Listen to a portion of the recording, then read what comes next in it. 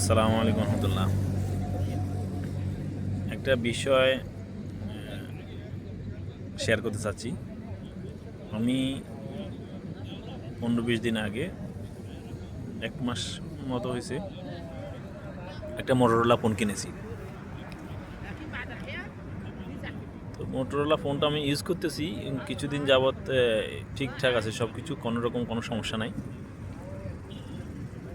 কিন্তু আজকে আচানকভাবে একটা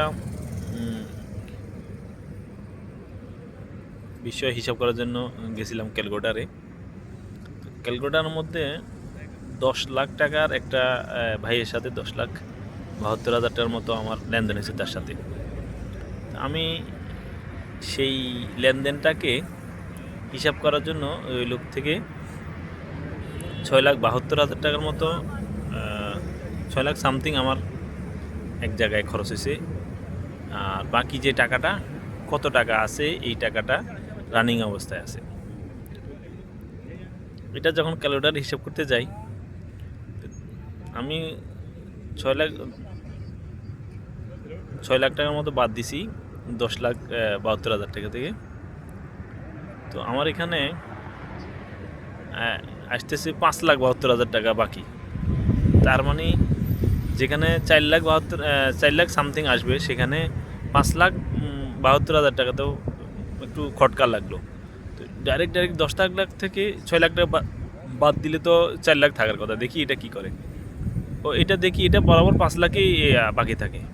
তাহলে আমি একবারে পেরেশান হয়ে গেলাম, বাকি 1 লাখ টাকা আমি কোত্থেকে দেবো। যখন পারফেক্টলি ওখানে মোটরোলার দোকানে গেছিলাম, ওখানে শোরুম তো অনেক রকম মোটরোলা থাকে। তো আমি মোটরোলার লোকটাকে বললাম, আপনি আপনার ক্যালকুলেটার, আপনার ফোন কী ব্যবহার করেন? মোটরোলা। আমি ফোনটা ক্যালকুলেটারটা চালু করেন তো। আশ্চর্যজনকভাবে ওই লোকটা ক্যালকুলেটার চালু করার পরে ওই অ্যামাউন্টটা যখন বলছি, সেও একই রকম আসে।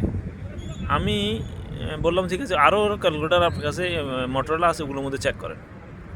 ওগুলোর মধ্যে চেক করার পরে সবগুলোর মধ্যে একই রকম আসে। তো ওই লোকটা বলতো, মানে আমাকে ওখান থেকে বাদ দেওয়ার জন্য, সে এটা একটা সিস্টেম সমস্যা বলছে, 10 লাখের বেশি অন্যগুলো হলে সমস্যা হবে না। আমি অন্যগুলো চেক করলাম, অন্যভাবে চেক করলাম। মোট কথা 10 লাখ টাকা, 20 লাখ টাকা থেকে আমি 6 লাখ টাকা বাদ দিছি। সেখানেও আমার ওই 4 লাখ কত হাজার টাকা আসতেছে, কিন্তু আর 10 লাখ টাকাই নেই। মানে হিসাব করতে গেলে ক্যালকুলেটরটা ব্যবহার করা যাবে না মোটরোলাতে আপাতত। তো এটা কোম্পানির লোকের কাছে যখন কমপ্লেন করছি, তারা হয়তো মেসেজ করে, ইমেল করে হয়তো এরা এটাকে, ইস্যুটাকে ঠিক করতে চেষ্টা করবে। দেখা যাক এরা কি করে। আমি 1-2 দিন পরে ফোন দেবো বলছিলাম, বা আমি এখান থেকে চেক করবো 1-2 দিনের মধ্যে। যদি ঠিক হয় তো হলো, না হলে জিজ্ঞেস করবো ফোন করে কী অবস্থা। ঠিক আছে, আল্লাহ হাফেজ। একটা বিষয় শেয়ার করলাম, কারো যদি উপকারে আসে।